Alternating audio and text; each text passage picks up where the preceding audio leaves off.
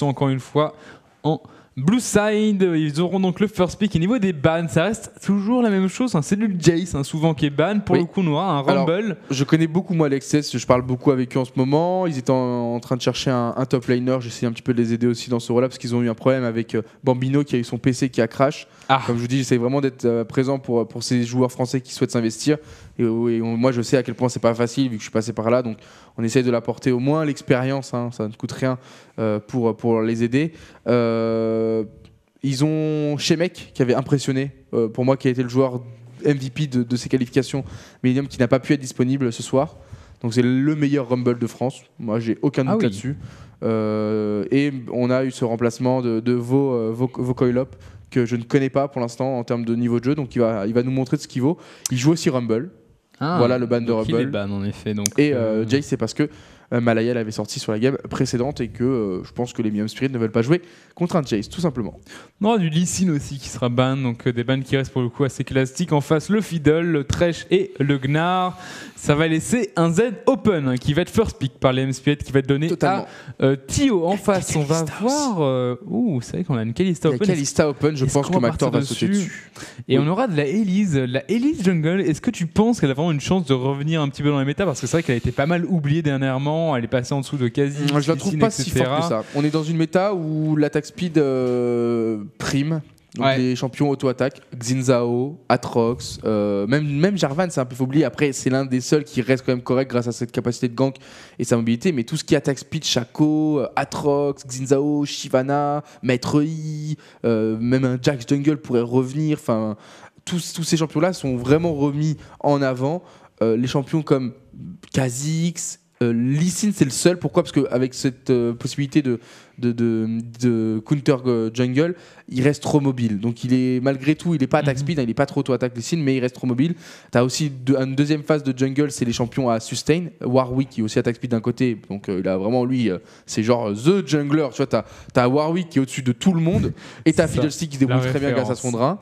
Derrière, tu as une autre style jungle, c'est le Nunu, le counter jungle, quoi, qui revient avec vraiment fort. Le nouvel item là, qui permet de réduire le CD du smite lorsqu'il est utilisé dans la move speed, la move speed, les gods supplémentaires. C'est pas le seul, il y en avait un autre dans ce rôle-là.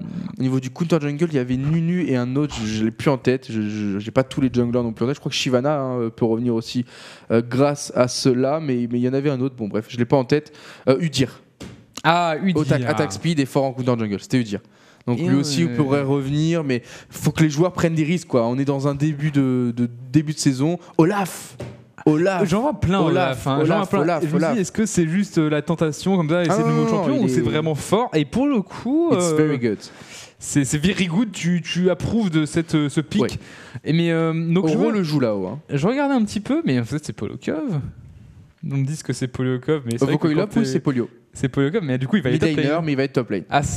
Ou alors Malaya. Il a déjà fait, il me semble qu'il a déjà fait, il a déjà remplacé Gob, il me semble, si je dis pas de bêtises. Possible. Lors de je ne sais plus quelle compétition, il y a quelques mois, il était allé top lane pour l'M Spirit, alors que Gob qui était. C'est ça, c'est l'ancien mid laner des Asus Rogue.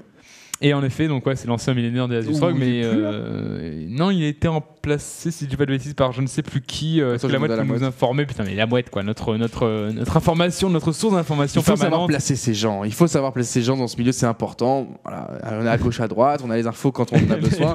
Et donc c'est X-Raito, le mid laner des Asus Rogue. Merci. Il est très très bon. Il est vraiment excellent.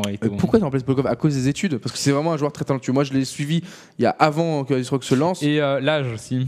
Très jeune. Il a des portes fermées. Il a des portes fermées, en effet. Il a 16 ans. Il a 16 ans, il y a l'âge et en effet le fait qu'il fasse des études à côté. Donc il y a pas mal de choses qui lui mettent des bâtons dans les roues. Donc c'est bien, il faut qu'il fasse ça, qu'il continue de s'investir. Peut-être dans un an ou deux, il pourra vraiment se donner à fond en League of Legends. Très très talentueux. Il a un gros potentiel. Il est jeune, il joue pas des masses et pourtant il est top challenger, quoi. Espoir pour moi français, si on devait élire un espoir français, c'est lui. Vraiment. Et ça fait vraiment un peu moins d'un an que je le suis.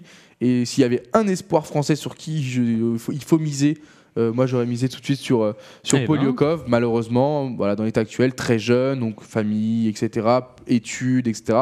Il ne peut pas s'investir à 100%. Voilà pourquoi les Rock ont été un petit peu contraints de se séparer de lui, je pense. Peut-être qu'il y a d'autres raisons, mais ça, c'est la mouette qui pourra plus vous en parler que moi. Mais c'est un mid-laner, c'est un très bon mid-laner, mais il doit avoir des connaissances partout, donc c'est pour dépanner. Il peut aller. Vaut mieux un bon mid-laner qui dépanne au top qu'un joueur moyen au top. Tu vois ce que je veux dire? Donc je pense qu'ils n'avaient pas de vrai top laner. Vraiment qu'il ait une meilleure connaissance du jeu, même s'il n'a pas forcément de la grosse connaissance de la lane.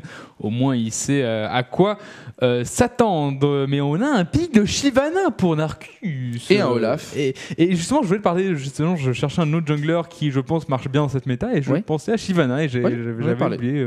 On avait pensé, on en a parlé. Okay. Attack speed. Et puis Counter Jungle qui est très puissant. Il faut savoir aussi que le A est double auto-attaque. Donc tu prends 2 fois l'item.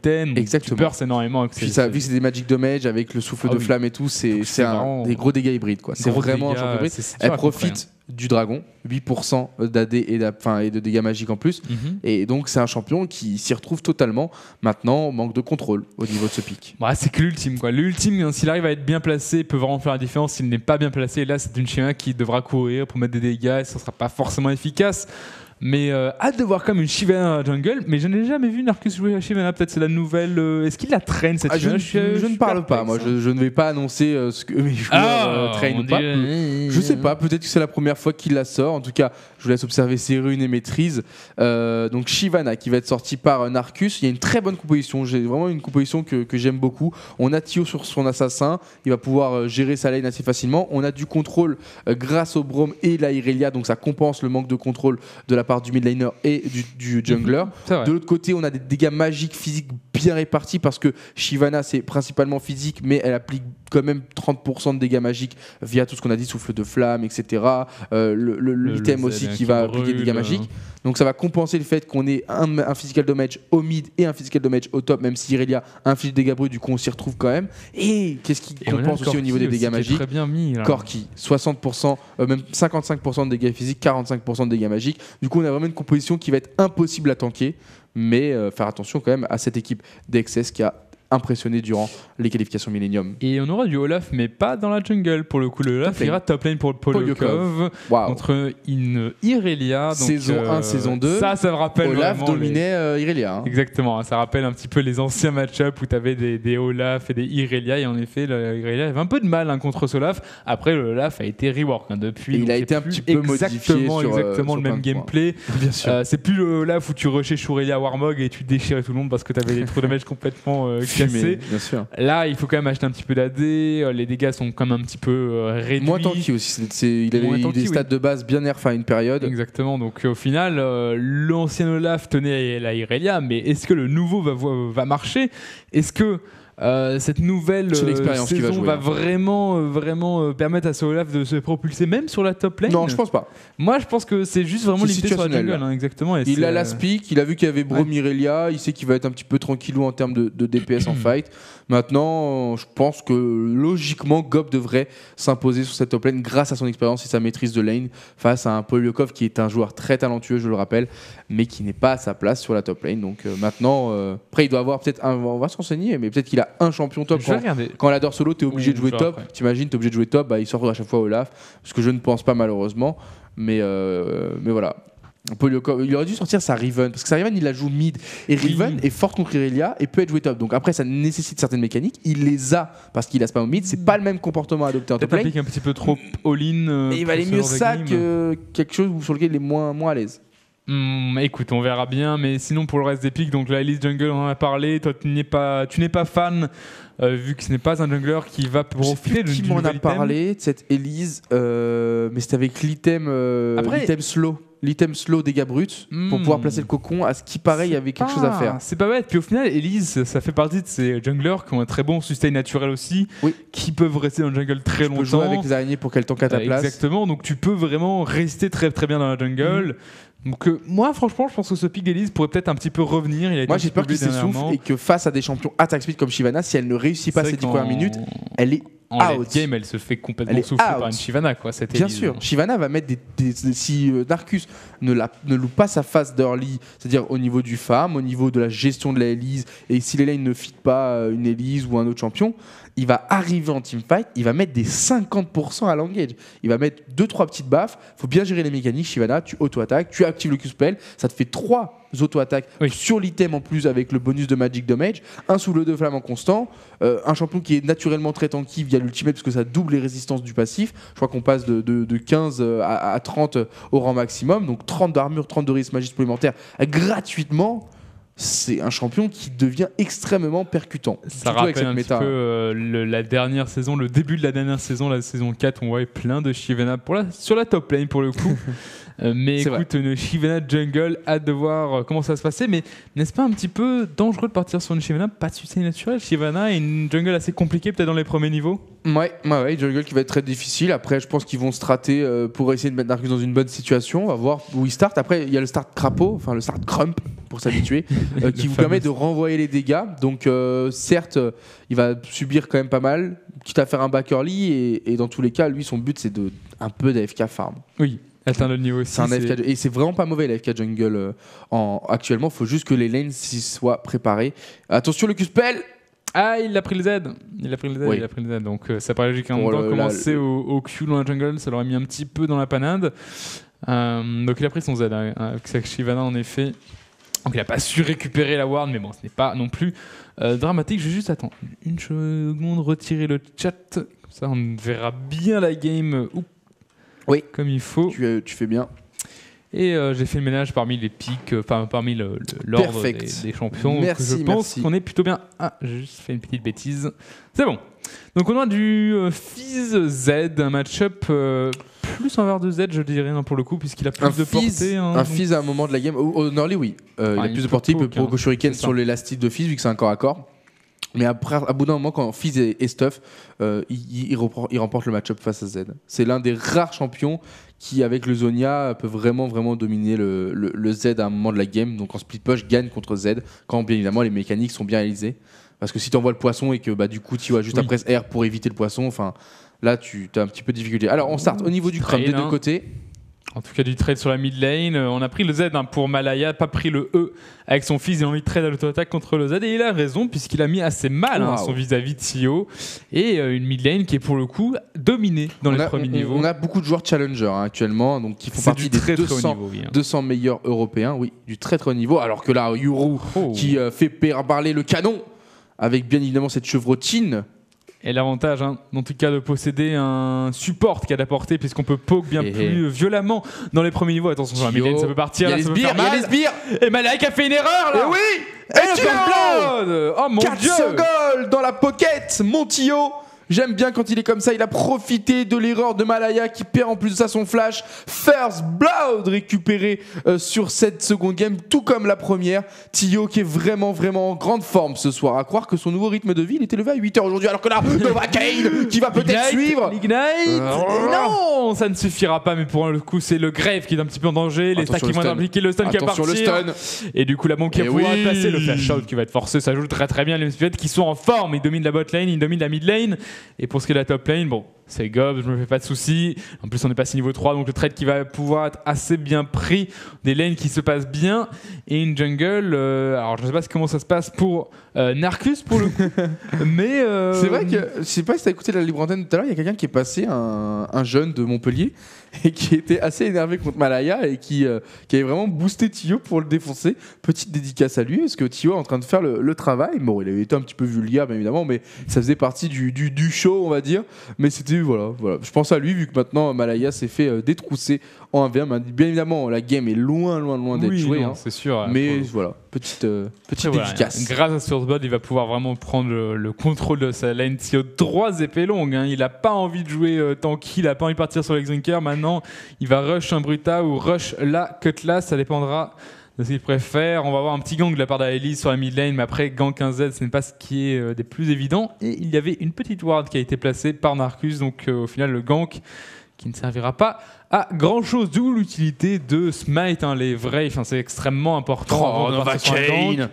Les auto-attaques, on va faire flash, le stun, et le Exhaust qui a été placé. Il y a une auto-attaque qui n'est pas passée de Mactor. Il s'est peut-être criblock, un petit peu. Ouais. Parce que le flash n'a servi à strictement rien du tout sur cette action. Erreur de la part de Mactor, une petite mistake. Alors que la Gob qui va prendre un bon trade sur la top lane. Faire attention à ce Olaf qui vient d'activer bien évidemment son Z. Il prend bien les trades. Il prend bien les trades Gob. Il attend, vraiment il prend le trade, il place le stun, il met quelques auto-attaques et dès que Olaf tente de mettre des dégâts en retour, il disengage et du coup prend 0 dégâts. Le stun qui va partir là sur le Grave. Attention au mid là parce que Malaya est aidé par Baptika. Tio qui vient de claquer sa Shadow. En plus, le Cocon qui est évité par Tio et il va se replier sur la bot lane alors que Baptika court plus vite que les champions habituels grâce à sa forme d'araignée. La transfo.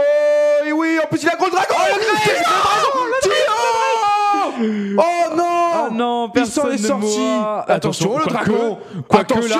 Il n'y a pas de flash sur Elise, on rappelle, il n'y a pas de flash sur cette Elise et du coup le Tio! On va laisser le kill à Narcus, pourquoi pas pour récupérer un red buff, mais Tio qui a tellement outplay la terre avec ce move, c'est incroyable! Ce joueur. Il vient de faire le travail pour vraiment mettre en difficulté cette équipe des XS. Tio qui vient de... Après c'est une erreur, c'est du bronze chase un petit peu. Ça c'était trop greedy, puis il fallait se douter que Tio allait récupérer sa Shadow pour disengage. C'était bien pensé, franchement, c'était très judicieux de penser à Growl Drake pour vraiment mettre en difficulté ses adversaires, parce qu'on rappelle en plus lorsqu'on pull le Drake, tout le monde est bump, dans l'arène. Du Drake, quoi. Et du coup, ça a vraiment embêté énormément la Elise, le fils qui a dû se barrer parce qu'il était beaucoup trop le HP. Et ça offre un kill supplémentaire qui donnait donc à Narcus pour avoir le red buff évidemment. Et Narcus qui a pris donc le smite actuel pour slow. Qu'en penses-tu de ce choix sur Shyvana? Pas très fan en soi, parce que bon certes il a pas besoin du qui restaure les points de vie et la... Attention. Si, en fait, sur Shyvana, pardon. Shyvana, c'est intéressant parce qu'elle a pas de contrôle, donc ça lui donne un mini contrôle. Si, sur Shyvana, je crois que tu parlais de la Elise, excuse-moi. Sur Shyvana, oui, c'est très bien. Alors que là, encore une fois, le Cocon Baptika qui doit un petit peu s'en vouloir de l'action précédente. Du coup, ça joue sur le mental. C'est des joueurs qui sont pas extrêmement entraînés. Et donc, parfois, une mauvaise action engendre un bad move derrière. Il va falloir se reconcentrer du côté de Baptika parce que son équipe va avoir besoin de lui. C'est une Elise, elle doit se montrer très agressive et vraiment aider ses lanes en early. Et pour le coup, on a déjà un level d'avance pour Narcus par rapport à la Elise. Oui, 25 donc on s'y attendait. La Shyvana qui est beaucoup plus fort dans le farming de jungle et la Elise qui n'arrive pas à faire la différence niveau des gangs. Donc les lanes qui se passent très mal et surtout sur la mid lane, on sent une nette domination de Tio. On n'a pas le son du jeu. Je sais pas si la régie peut faire quelque chose. Bien évidemment, on a un régisseur ce soir, mais à ce qui paraît, il n'y a pas le son du jeu. Donc si on peut faire quelque chose, alors que la Narcus est parti chercher la Elise dans sa jungle, il a le smite aussi. Le flash, en plus, en effet, comme tu as dit, il a son smite pour slow. Est-ce qu'on va vraiment chase sous la tour? L'ignite qui était posé, mais ça ne suffira pas. Janna Grave qui vient en repli. Les minions sont pas bien. Oh, le flash de la tornade. L'arrivée de Grave un petit peu tardive. Tout le monde s'en sort finalement. Et Narcus qui. Oh, attention à pas jouer trop agressif. Alors là, il a la vision grâce à ce petit. Tio a son ignite, Tio a son ultime, Tio a tout. Il pourrait partir, mais il n'a pas la portée avec son ultime. Dommage, et du coup on va le voir disengage. Le blue qui va être récupéré, l'engage de la part de Tio sur Novakin. Est-ce qu'on va pouvoir concrétiser le kill? Non. Et il a déjà ulti, évidemment. Attention, Malaya qui est par contre arrivé avec son fils. Il a son level 6 en plus. Et on va pouvoir faire le kill sur Tio. Malaya. Le heal de Mactor qui va sauver Tio. Non, le flash shield, dommage. Bien joué Yoru qui va faire le doublé. Alors que de l'autre côté, Mactor va prendre le kill contre Malaya. Mactor qui va essayer de venir en repli. Faire attention à la liste qui arrive en plus de ça. Avec le petit oracle bien évidemment actif. Le très bon Cocon de la part de Baptika. Mactor qui fait un maximum de dégâts mais qui est mort. Mactor va y passer, donc ça va être double kill pour Yoru. Il aurait dû essayer de repasser par la tourelle, quitte à prendre des coups de tour. Il n'aurait pas été à portée de la Elise et du Grave. Et le Grave, ça serait peut-être pas douté non plus. Bien sûr. C'est un petit peu un move très risqué, donc ils n'en feraient pas douter. Mais ouais. Il a tenté. C'était Ward aussi. C'était Ward au final dans le bush, donc il avait peu de possibilités d'escape. Et c'est un Drake qui est engagé par les XS qui reprennent un petit peu le contrôle de cette game. Le Drake qui va donc leur permettre de faire un peu plus de dégâts, un peu plus d'AP, un peu plus d'AD. 8%. Et j'allais dire le Drake qui va leur permettre d'égaliser niveau des gold, mais c'est vrai que ça n'apporte plus de gold. De gold, mesdames et messieurs. Et oui. Donc on va maintenir cet écart d'un K5 d'avance pour les Minium Spirit qui viennent de faire un petit peu d'une action mauvaise à cause de cette agressivité. Trop d'agressivité sur cette précédente action. Donc les XS qui ont réussi à se relancer. On va suivre un petit peu les phases de lane sur la top lane. 75 CS du côté de Gob, 59 pour le Olaf. Au niveau de la jungle, du coup, la Elise est un petit peu revenue. Alors que Narcus avait 2 camps d'avance. Mid, 64 CS à 37. 64 CS à 37, c'est incroyable. Sur la top lane, Polokov qui fera un petit trade là contre Gob. Il y a un level d'avance pour le Olaf. Plus maintenant. Et du coup, est-ce qu'on va pouvoir turn le stun qui est placé? Faut attendre le Z. Et Gob pourra retourner à l'assaut. Une Irelia, ça ne trade que quand elle a son Z d'actif. Et dès qu'elle ne l'a plus, elle doit disengage au l'équilibrium. Alors que là, elle peut jump sur le Sbirri à l'Estun. Polioka. Il n'ose pas pour l'instant. Ouais, il n'ose pas. Ah non, c'est pas bon ça. Quoique, non, il aurait peut-être pas dû prendre ce trade. C'était assez risqué. Mais il veut vraiment maintenir la pression après Gob. Donc pourquoi pas. Attention, le stun qui pourrait passer sur le Grave. Et du coup, il sera en danger. Le Corki qui fait extrêmement mal, évidemment. Et du coup, mid-life, même un tiers HP en moins.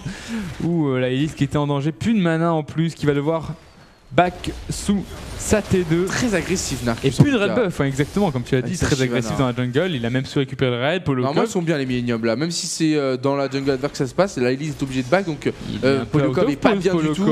Il est slow bien quand même avec ses haches. Bien sûr.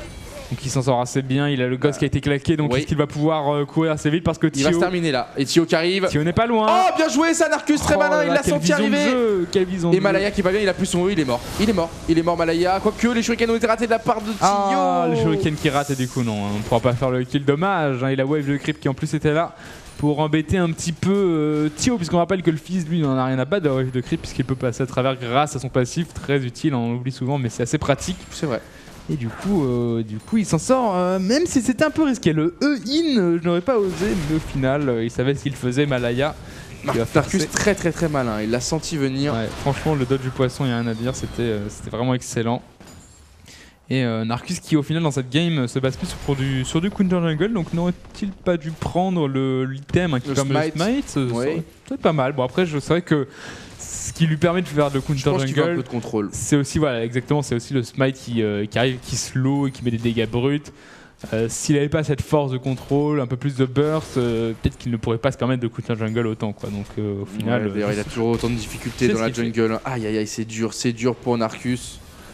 Obligé de smite. Il est extrêmement low là sur ses wraiths. Ouais, il a préféré rush des bots de mobilité, ce qui fait qu'il est beaucoup plus présent. Mais ouais, je suis pas extrêmement fan en fait. Un peu fragile. Bot de mobilité, ça ne va pas avec le choix de son item en fait. Il aurait dû aller. Parce que je vous rappelle, une fois que tu rentres en combat, les bots de mobilité, c'est comme si tu avais des bots rang 1 au niveau de la mobilité. Et donc ça va pas vraiment avec cette envie de devoir jouer les ganks, etc. ou les teamfights. Donc il aurait peut-être dû aller sur le smite, comme tu dis, qui lui aurait permis d'aller vraiment au counter jungle à 100% et peut-être investir dans des bots autres que celle-là. Surtout que le counter jungle fait mal, puisqu'on rappelle que les petits camps de jungle mettent beaucoup plus de temps en respawn. Donc si tu arrives à prendre le Wraith ou les petits Woulou, tu mets vraiment le vis-à-vis. Exactement, tu mets vraiment l'adversaire dans la tourmente parce que tu le mets vraiment en retard. Si tu arrives en tout cas à récupérer en plus la jungle, là c'est vraiment du pain béni. Mais bon, quoi qu'il arrive, une botlane qui se fait un petit peu violenter, Narcus qui est présent, Narcus qui va peut-être y aller, il a son ultime on rappelle, et l'oracle qui lui permet de voir un petit peu ce qui se passe. Le dive sur la top lane. Le team qui ne suffira pas, ça ne sert à rien, ça ne part pas les dégâts. Et du coup, il va agresser. Oh, le stun peut-être qui pourrait partir sur la Elise. Oh, mais il est présent avec... Et le Grave 3-0 l'a oublié, mais il fait mal. Et oui, les dommages collatéraux ont fait très mal. C'est un peu risqué parce que Squeeze est low HP sous sa tour. Est-ce qu'il va pouvoir vraiment back l'arrivée de Malaya, le poisson qui va partir son Narcus et qui va vraiment partir sur le dive d'une Shyvana. Oh, Malaya qui va jusqu'au bout. Malaya, le doublé. Et attention parce que là il bouclait la T2, il faut pas oublier ce petit bouclier. Il est un peu dans la tourmente, Malaya. De la part de Gob sur la botlane, la TP aussi de la part de Polioka. Oh le bouclier. Malaya qui va y passer au final. Il avait pas le choix, il savait que Mactor était en train de revenir, c'était soit il tentait de prendre le 1 pour 1, soit il était décédé. Gob par contre qui a pris de très gros risques en allant tout seul. Petit missile raté de la part de Mactor. C'est une game qui est très serrée finalement. Les Minions n'ont pas su concrétiser leur petite avance. Au niveau des gold, on a de l'avance, mais au final, ils arrivent à se battre. Attention, le all-in de Mactor, un peu trop risqué, mais non, c'est du bait, puisque le kill qui a été récupéré sur la Elise. Il peut faire le double. Oh, il n'y a pas cru. Oh, double kill de la part de Mactor avec la grosse Bertha. Et les PV d'Ajana tellement lourds. Mais regardez top lane depuis tout à l'heure, Tio qui est déjà à l'assaut de la T3. Il a mis très cher. Ah, il va quasiment tomber cette tour. Est-ce qu'il va pouvoir vraiment la prendre là-dessus? Ça pas serait tellement triste pour les excès. Mais en effet, comme tu as dit, plus à l'ultime, et plus le flash, et plus le deny. Il n'a plus rien. Elle régène, elle régène. C'est vrai qu'au final, s'il n'arrive pas à tomber sur ce push, ils vont plus la toucher pendant 5-10 minutes. Donc est-ce que c'est vraiment utile d'avoir mis cette tour l'OHP Elles prennent 2 PV secondes ou un peu moins, 1 PV seconde, je crois. Quelque chose comme ça. Donc au final, d'ici quelques minutes, elle va être full HP. Donc le push de Tio n'a pas été rentable, mais bon, il arrive la T2 qui a été tombée. Après, peut-être qu'il va y retourner. Maintenant, elle est vraiment très accessible. Il peut même faire un petit rush à 5 juste pour la valider. C'est vrai. Ça ouvre un côté stratégique. Maintenant, est-ce qu'ils peuvent vraiment laisser le second Drake? On le rappelle, le premier a été récupéré au XS, ce qui leur donnerait ce pouvoir contre les minions de 15%. Donc 15% de dégâts supplémentaires sur les minions et sur les monstres de la jungle. Donc ça risque aussi d'être délicat de laisser stacker les Drake côté XS. Donc les minions se doivent d'être présents. Ils doivent en prendre un au moins, celui-là pour égaliser avec les XS, histoire d'avoir cette force de teamfight. Parce que là, certes ils ont des golds d'avance, mais le fait d'avoir le Drake chez les XS leur permet de prendre des fights, parce qu'ils ont les AP bonus, 8%. Ils ont l'AD bonus. Donc 8% en effet, comme tu as dit. Donc même s'ils ont un peu de retard au niveau du stuff, le Drake égalise à peu près avec les M-Spirit. Donc là, leur permet s'ils arrivent à prendre ce Drake-là, les M-Spirit seront vraiment nettement devant leurs adversaires en ce qui concerne les forces de teamfight. Donc c'est extrêmement important. Et d'ailleurs, les deux équipes sont là. Ouais, ça se regarde un petit peu à engager Drake, puisqu'on rappelle que le Drake fait assez mal. Donc c'est assez dangereux de l'engager juste comme ça pour bait un petit peu. Ça veut poke. Du côté de Mactor, il a un blue buff, il en profite. Et Squeeze qui prend la décision, va forcer l'ultimate. Et d'ailleurs, Yoru qui va décéder. C'est ultime de la part de Squeeze, vraiment excellent, bien joué. On va continuer. Mactor Valkyrien pour en repousser la Janna, la forcer à back. Donc on a fait un kill. On va forcer le support à back. Ça va être un Drake free pour les M-Spirit. Très très bien joué de la part de Squeeze et de Mactor qui ont su se montrer très agressifs comme il fallait au bon moment. Attention quand même aux dégâts du Drake, mais bon, ça va. Ce qu'il faut faire contre le Drake, c'est de se split évidemment, parce que là, quand on est paqué, on a vu Squeeze et Narcus qui ont pris une bonne boulette tous les deux.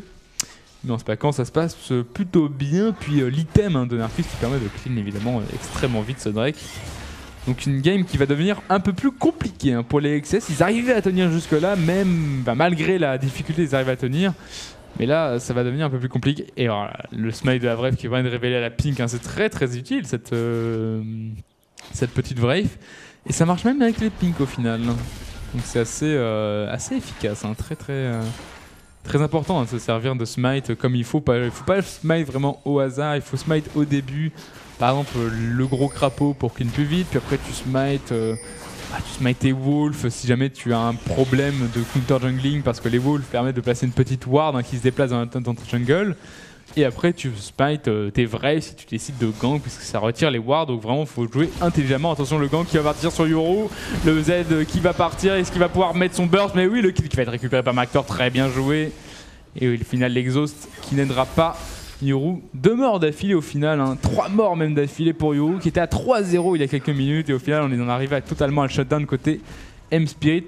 Le Grave qui ne pose plus de problème, et une T1 qui va tomber sur la bot lane. Ça enchaîne. La statistique qui est impressionnante, c'est 4 tours à 1 pour le moment, et Baptika qui se fait attendre dans le bush. Baptika qui rate son coco alors qu'il était au corps à corps. Baptika qui ne pourra pas sortir, et le kill récupéré au rush fatal de la part de Gob.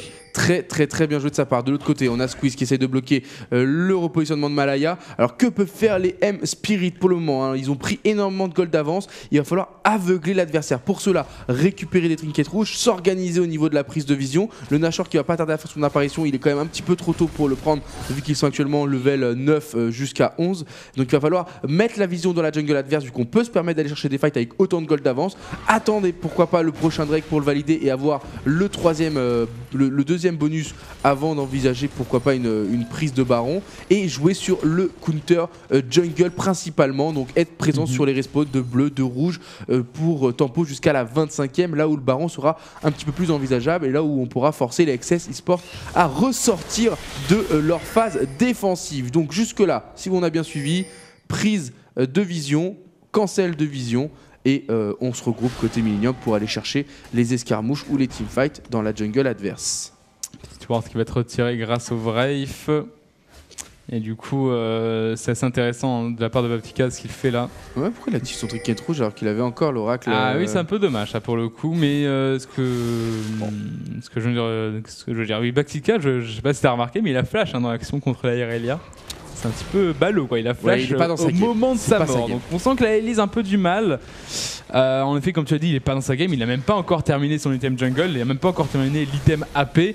Alors que voilà, Narcus a commencé à stack depuis un petit moment. Là, petit cas qui sont encore une fois engagé par Gob. On est dans mal là. Dans ce que je vous ai expliqué, dans une stratégie de pression où on va chercher l'adversaire. Alors que là, attention les dégâts sur Narcus qui s'y attendait pas puisqu'il avait son flash et son ulti, mais qui très bien joué Gob. L'équilibrium pour stun le Grave. On va aller jusqu'au bout. C'est un Cariadé, il est très fragile. Par contre, Squeeze va être sauvé par le heal de Mactor. Oui. Donc voilà, ils sont dans la stratégie que je vous ai expliqué précédemment, dans une prise de jungle adverse avec un très bon regroupement. Ils vont aller chercher à mon avis le blue buff. Il y a un speed push qui est mis en place à part de Tio. S'il mort, c'est pas dramatique, hein, mais vaut mieux qu'il s'en sorte. Il arrive à disengage, contre Malaya, donc pas de problème par rapport à cela. Et en effet, comme tu l'as dit, donc quasiment toutes les T2 qui sont tombées dans cette game. Il reste plus que la T2 sur la mid lane. Et je pense que ce n'est qu'une question de minutes avant que les M c'était même tôt, hein. C'était même très tôt pour envisager les T2, mais ils ont profité des erreurs. Il continue les trappes qui sont bien exécutées, mais finalement le Shurelia qui va permettre à la planète s'escape. Quoique, attention, la Elise, encore une fois, qui risque de se faire attraper. La Elise qui fait n'importe quoi, très agressif, Mactor, mais il contrôle l'agressivité, le disengage. Ça joue extrêmement bien. Attention, ça restait très longtemps. Ils sont restés très longtemps, les miniums. Du coup, là, il va falloir envisager peut-être un back, un repli stratégique, alors que Gob lui décide d'aller vers l'avant. L'arrivée de Malaya, mais qu'est-ce qu'ils font? Le très bon stun pour cancel Malaya, ce qui va essayer de se suicider en tuant le. Non, il profite de la mousse speed, bien évidemment, de son phage. Par contre, Malaya qui va récupérer le premier kill, ça c'est sûr, sur Squeeze qui va se suicider. Et en attendant, Malaya qui a continué le chase. Malaya qui va aller chercher Gob. S'il y a corps qui se cache, ils peuvent essayer de one shot le fils. Ils arrivent à le stun. Normalement, ça peut passer. Très bonne ward de la part de Malaya. Le kill qui est récupéré sur Gob. Et de l'autre côté, voilà, ils sont punis, les Minium Spirit, à être restés trop longtemps. Je vous l'ai dit. Alors, sur la mid lane après.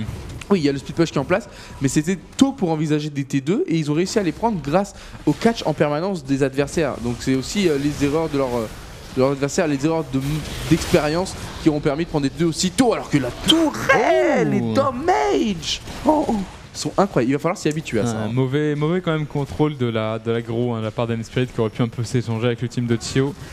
Mais hélas, il a tanké jusqu'au bout. Et Narcus, par contre, qui est parti sur un stuff assez agressif avec sa Shyvana. Il voulait partir sur la BOTRK juste après son item, mais il se rend compte qu'il va falloir un petit peu de tankiness dans cette game, puisque au final, le Gob lui aussi est parti sur le stuff agressif, donc les bots de Berserk, la Triforce, le Zephyr, donc pas de réel tankiness pour la Irelia. Il va falloir une frontline pour les M, et du coup Narcus qui va finalement décider de partir sur un round win plutôt que de faire la BOTRK. C'est assez sage, je trouve, vu la situation, et on voyait des gars que placer Ryu sur la Shyvana, il fallait du build tanky pour Narcus. Bonne décision. Donc on a un Drake qui va respawn, à l'instant en tout cas. Les XS et les M qui sont en position. On rappelle que le dernier Drake a été récupéré par les M. On est à un Drake à 1 pour l'instant. Le petit cocon pour Poke. On n'est pas encore là, on n'est pas encore totalement là, puisqu'on rappelle que le Olaf n'est pas présent physiquement, mais là c'est téléportation. Le Z qui va speed push sur la bot lane, il est à proximité, donc pas de problème. Le Drake est engagé. Il valide le Drake tranquillement. Il joue très stratégique là, les minions, alors que là il y a une très bonne engage de teamfight. Par contre, Gob qui a pris énormément de dégâts de la part du dragon. Gob qui va être le premier à tomber de ce teamfight. Gob qui s'est plus positionné. Il est toujours là. Polokov qui est mort, Gob qui suit derrière avec Baptiste qui a fait un très beau move. Par contre, le double qui est récupéré par Tio de l'autre côté, le double qui est récupéré par Tio de l'autre côté. Baptiste qui va être le seul peut-être à s'en sortir en vie. Non, Narcus qui en décide autrement. Narcus qui va réussir à valider le kill sur Baptiste sans problème. Non, c'est Corki. Et le dragon validé par Tio derrière. Très gros mood à part d'M-Spirit. C'est logique, ils gagnent le teamfight. Ils avaient plus de 10k d'avance. Et on l'a dit, il fallait pas se précipiter sur des formats de siège. Arriver à attirer l'équipe adverse en dehors de sa base, en dehors de ce fameux turtle qui aurait pu leur permettre de revenir. Et derrière, arriver à trouver des bonnes phases de fight, bien les gérer avec autant de gold d'avance. Ça aurait été difficile de se louper. Bravo M-Spirit qui viennent de faire, à mon avis, le move déterminant de la game. Maintenant, un back stratégique, un repositionnement au Nashor et peut-être un speed push à mettre en place entre le bot et le top, à savoir que Tio peut vraiment prendre n'importe qui en 1v actuellement, donc l'inhibiteur qui est vraiment disponible pour lui, ou alors deuxième stratégie potentielle, se regrouper au Nash, forcer l'équipe adverse à face check grâce à la prise de vision et arriver à les tuer une fois de plus pour valider le Nashor. Exactement, je pense qu'ils vont pouvoir le faire assez rapidement. Au final, c'est Nashor avec la prise de vision. Il me faudrait un petit peu plus de pink dans l'inventaire des M. Mais pour l'instant, il n'y a que le support, il n'y a que Squeeze qu'on achète. C'est un petit peu dommage. Peut-être que ça manque un peu plus de. Ça manque un petit peu de cette vraie envie de prise d'objectif. Je sais pas ce que t'en penses, toi qui es leur coach. Pinkward. Est-ce que ça manque pas un petit peu, voilà, lorsqu'il y a des objectifs à prendre, comme tu as dit, le Nashor, est-ce qu'il faudrait pas plus jouer sur les pinks en équipe? On a acheté Ils en ont deux 4. actives. Ils en ont 2 actives. Il y a la 3e dans la pocket de Squeeze. Il faut savoir que celle qui se positionne au niveau du Blue Buff, c'était notre ami Narcus qui l'avait posée. Et celle qui est positionnée River, c'est notre ami Squeeze qui l'a posée. Donc une fois qu'il y en a une top aussi depuis le début de la game de la part de Gob. Donc ils ont déjà des pings, mais oui, il aurait fallu réinvestir sur de nouvelles pings avant d'avoir un contre-map. Ils sont pas à 300-400 gold près, quoi.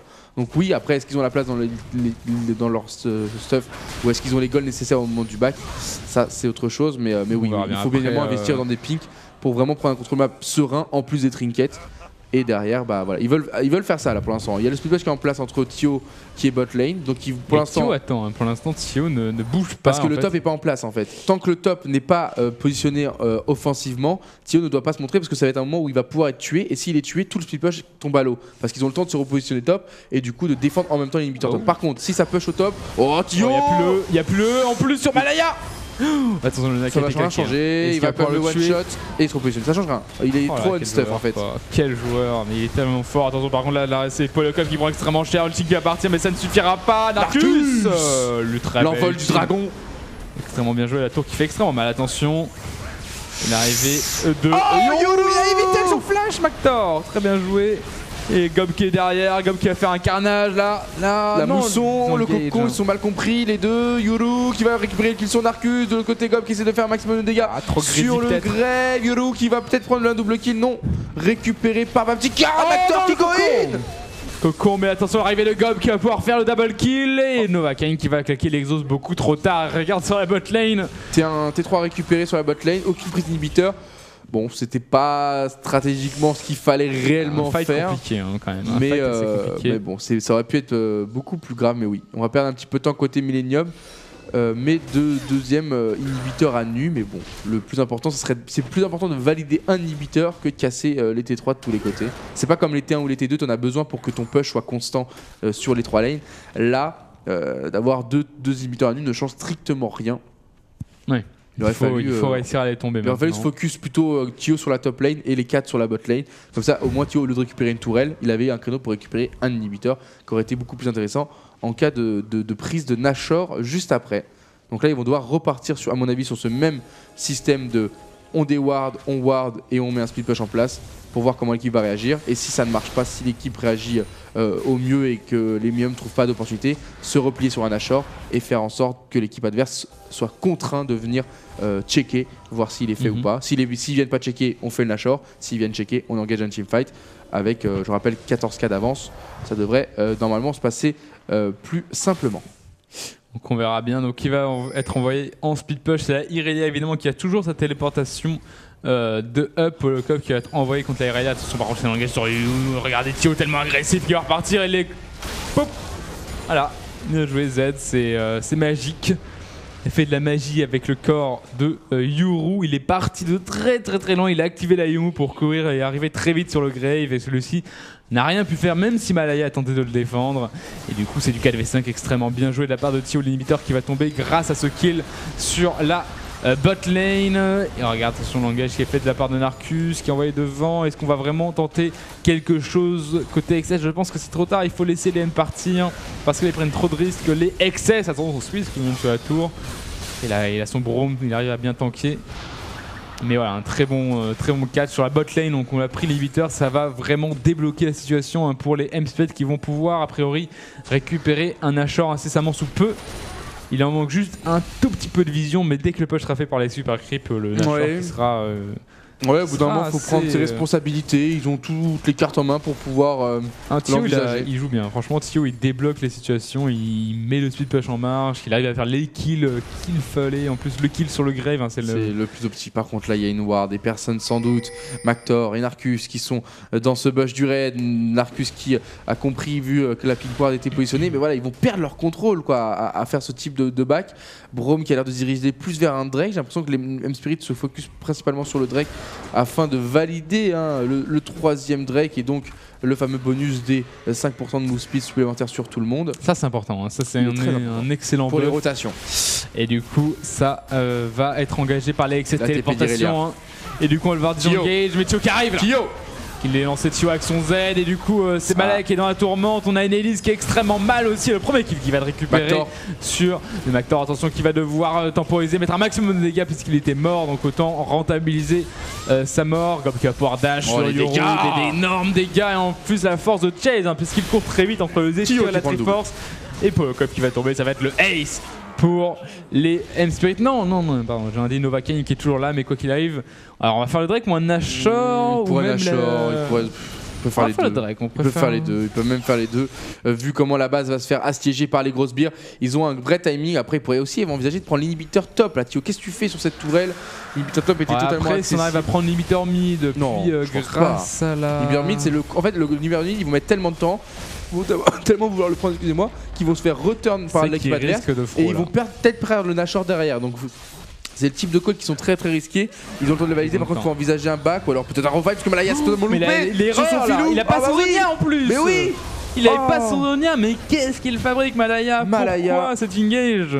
Pourquoi c'est engage? Et du coup, ça débloque encore une fois la situation. L'arrivée de Narcus avec son ultime et la game qui se termine et le surrender des excès. C'est bien joué au final. Un match niveau extrêmement percutant. Bon, on le rappelle, il jouait avec Polyakov qui a remplacé sur la top lane. Bon, même si pour moi leur early game n'a pas été une très très grande réussite. C'était pas la même équipe qu'on a connue durant les qualifications de Millennium. À savoir plusieurs choses, c'est que c'est pas les mêmes compositions d'équipe. Donc voilà, il y a un joueur qui diffère. Il y a aussi Squeeze qui n'était pas là sur cette qualification parce qu'on a été remplacé par Gotowan.